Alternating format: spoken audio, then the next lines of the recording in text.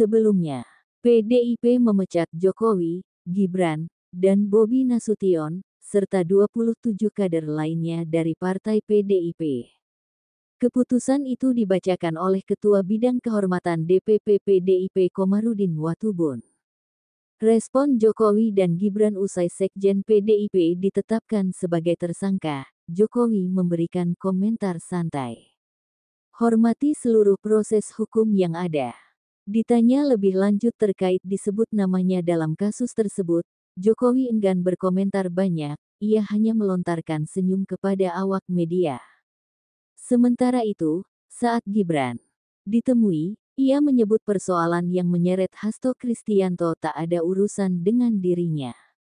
Kenapa yang ditanyakan saya? Tanya ke KPK, enggak ada kaitan dengan saya, kata Gibran. KPK secara resmi menetapkan Sekretaris Jenderal PDIP Hasto Kristianto sebagai tersangka. Ketika disinggung namanya, dicatut dan dibawa-bawa dalam kasus ini, Jokowi enggan menjawab pasti dan hanya tertawa. Ya, sudah purna tugas, pensiunan, tidak tahu, jelas Jokowi.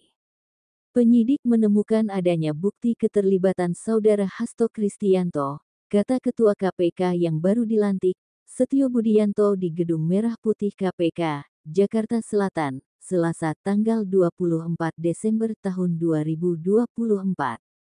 Penetapan ini menambah daftar panjang kasus korupsi yang melibatkan pejabat partai politik di Indonesia. Menanggapi status tersangka yang disematkan kepada Hasto, kuasa hukumnya, Alfon Kurnia Palma, menyatakan bahwa pihaknya sedang mempertimbangkan untuk mengajukan pra-peradilan. Setio Budianto menjelaskan penetapan Hasto sebagai tersangka ini didasari oleh Surat Perintah Penyidikan Sprindik Nomor Sprin, Dik-153-Dik 00-01-12-2024, tanggal 23 Desember tahun 2024. Sekadar informasi, KPK menerbitkan daftar pencarian orang (DPO) terbaru atas nama Harun Masiku yang sebelumnya dicari lembaga antirasuah selama hampir 5 tahun. Pakar hukum tata negara Reflai Harun menilai penetapan Hasto sebagai tersangka adalah hal yang menyedihkan dan aneh. Ia mengkritik bahwa pemerintahan saat ini tidak berbeda jauh dari era pemerintahan Mulyono, di mana kritik terhadap pemerintah dapat berujung pada penetapan tersangka. Negara ini aneh. Orang yang korup tidak diapa-apakan, tetapi mereka yang mengkritik justru disasar, ujar Reflai dalam tayangan YouTube-nya pada tanggal 24 Desember tahun 2024.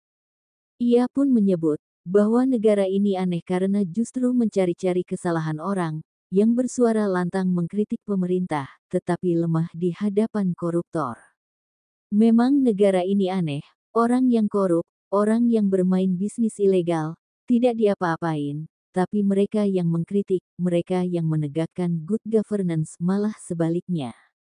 Tapi enggak aneh, begitulah kalau negara-negara korup, dimanapun di dunia ini, karena itu menyedihkan, pungkasnya. Reflai juga menunjukkan bahwa upaya untuk mengeksploitasi Hasto bukanlah hal baru, mengingat sebelumnya Anies Baswedan dan Denny Indrayana juga mengalami hal serupa. Ini adalah bentuk kriminalisasi terhadap orang yang bersuara lantang mengkritik pemerintah, tegasnya. Jangan tebang pilih, KPK juga didesak usut terkait laporan terhadap Gibran dan Kaesang. Komisi Pemberantasan Korupsi (KPK) didesak untuk dapat menindaklanjuti sejumlah kasus yang mangkrak di meja tim penyidik. Salah satu kasus yang beberapa tahun lalu menyedot perhatian publik adalah laporan Ubedillah terkait Gibran dan Kaesang ke KPK atas kasus dugaan korupsi pada tanggal 10 Januari tahun 2022. Gibran dan Kaesang dituding memiliki relasi bisnis dengan anak petinggi PT SM, induk dari PT PMH yang terlibat kasus pembakaran hutan di tahun 2015. Wartawan senior FNN Agi Beta berpendapat, jika citra KPK ingin baik, maka seharusnya menggarap seluruh laporan yang masuk tanpa tebang pilih. Kita ingin kasus ditindaklanjuti, termasuk kasus Gibran dan Kaesang yang dilaporkan oleh kawan kita, Bang Ubaidillah Badrun, itu kan sudah mengendap lama juga. KPK beralasannya tidak ada barang bukti yang kuat, kata Agi Beta. Sementara itu, lanjut Agi, banyak kasus-kasus besar lainnya yang juga menjadi perhatian masyarakat. Di antaranya kasus Menteri Agama, Yakut yang mengalihkan kuota haji reguler menjadi haji khusus dengan total kerugian negara yang cukup fantastis. Ia juga meminta KPK untuk juga mengusut kasus dugaan korupsi Menpora Dito Aryo Tejo. Masih banyak lagi kasus-kasus yang lain, miliaran nilainya. Penetapan Hasto Kristianto sebagai tersangka oleh Komisi Pemberantasan Korupsi memicu reaksi keras dari partai politik tempatnya bernaung, yaitu Partai Demokrasi Indonesia Perjuangan (PDIP). Pernyataan dari beberapa tokoh PDIP menunjukkan bahwa penetapan Hasto sebagai tersangka dipandang sebagai upaya yang lebih dari sekadar langkah hukum. Guru Besar Ilmu Hukum Pidana Khusus, Universitas Jenderal Sudirman, Profesor Agus Raharjo, mengungkapkan bahwa persoalan ini berpotensi dipolitisasi dan memperumit proses hukum. Jika kasus Hasto terus diwarnai akrobat politik, hal ini akan menyulitkan KPK dalam mendeteksi, menuntut, dan memidanakan tindak pidana yang terkait, ujar Profesor Agus Raharjo. Meskipun penetapan Hasto sebagai tersangka dianggap sebagai langkah maju dalam penanganan kasus Harun Masiku, Profesor Agus juga menekankan pentingnya KPK tetap berpegang teguh pada aspek hukum. Persoalan utamanya adalah bagaimana KPK dapat menghindari intervensi dari pihak-pihak atau kekuatan politik yang berpotensi memengaruhi penanganan kasus ini, jelasnya. Penetapan Hasto sebagai tersangka diumumkan oleh Ketua KPK, Setio Budianto. Menurutnya, keputusan ini diambil berdasarkan kecukupan alat bukti yang ada. Langkah ini menurut Setio, murni merupakan bagian dari penegakan hukum yang tidak dipengaruhi oleh tekanan politik. Surat Perintah Penyidikan Sprindik bernomor Sprin, Dik. 153, Dik. 00 tanggal 1 Desember tahun 2024, tertanggal tanggal 23 Desember tahun 2024, menyebutkan bahwa Hasto diduga terlibat dalam tindak pidana korupsi.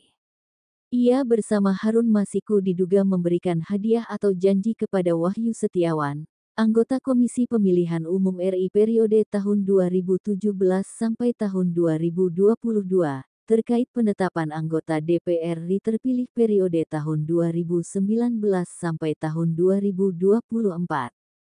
Harun Masiku, yang menjadi rekan tersangka dalam kasus ini, hingga kini masih termasuk dalam daftar pencarian orang (DPO) sejak tanggal 17 Januari tahun 2020.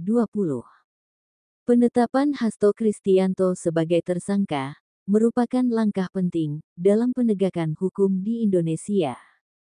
Namun, potensi politisasi kasus ini menjadi tantangan yang harus dihadapi oleh KPK.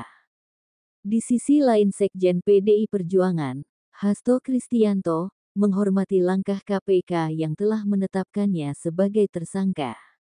Kami adalah warga negara yang taat hukum. PDI Perjuangan adalah partai yang menjunjung tinggi supremasi hukum, kata Hasto dalam keterangannya melalui video, Kamis, tanggal 26 Desember tahun 2024.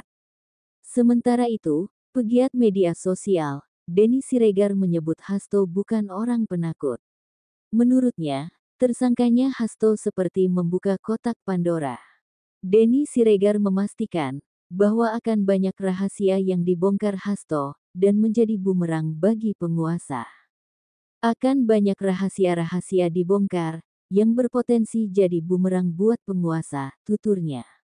Ini yang menarik, tinggal membongkarnya, harus ada momentum, kalau gak nanti cuman seperti gema di dalam gua, tambahnya. Tak sedikit warganet yang merespon unggahan Denny Siregar tersebut. Dengan membuat tersangka terhadap Hasto, justru akan membuat Joko Widodo harap-harap cemas dan tidak tenang serta stres.